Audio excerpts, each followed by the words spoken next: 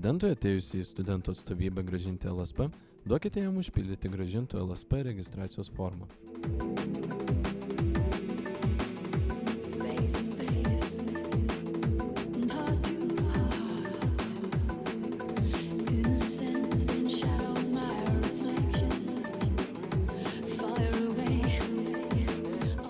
Priminkite studentui, kad LSP blanko numeris yra kitoje LSP pusėje.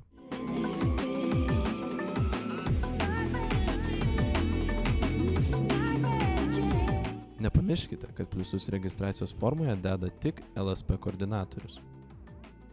Priėmus LSP, įdėkite jį į įmautę, bet jokiu būdu nedėkite už gumytės.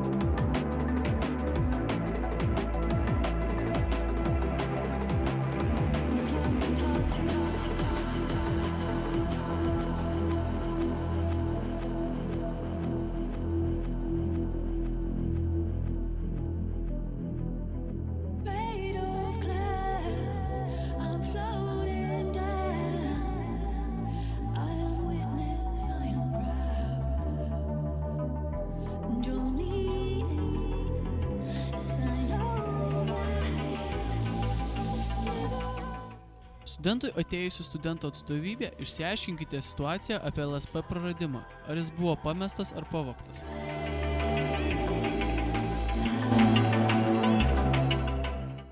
Duokite studentui užpildyti pranešimą apie prarastą LSP. Pranešimą galite rasti LSP aplanke.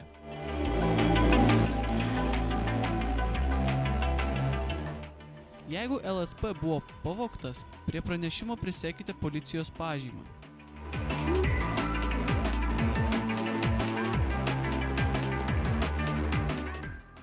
Pats užpildykite prarastų LSP pranešimų registracijos lapą.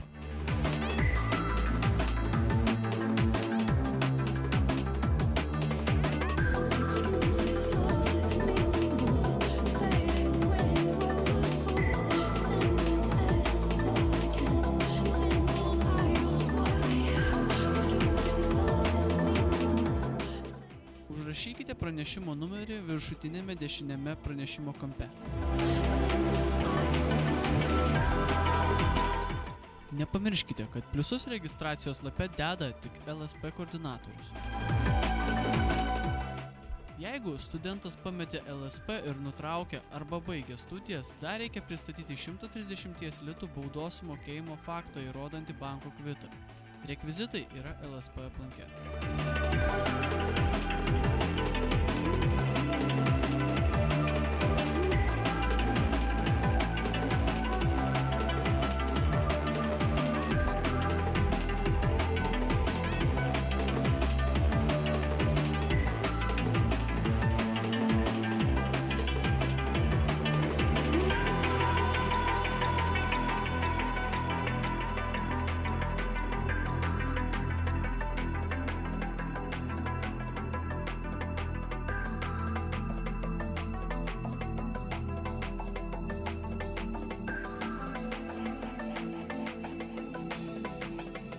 Atėjus studentui į studentų atstovybę prasitęsti LSP, patikrinkite, ar LSP yra seno tipo su holograma ar naujo tipo be hologramos.